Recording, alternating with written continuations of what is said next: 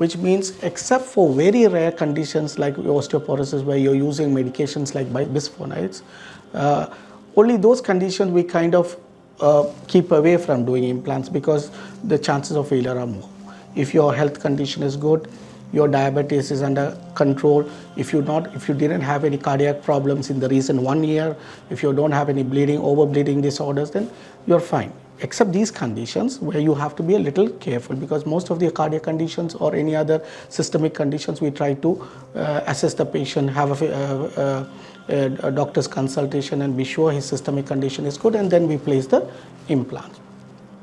The main advantage of the implant, as I said as earlier, is that it is based on only the place that we place the implant.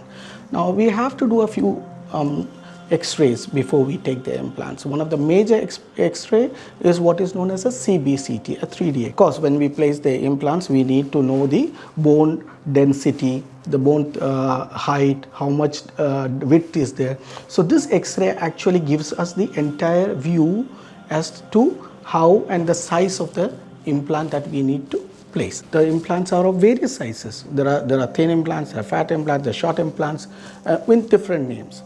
And of course, there are many companies in implants also. It doesn't actually matter as long as it's a standard company, because there are numerous companies of implants available.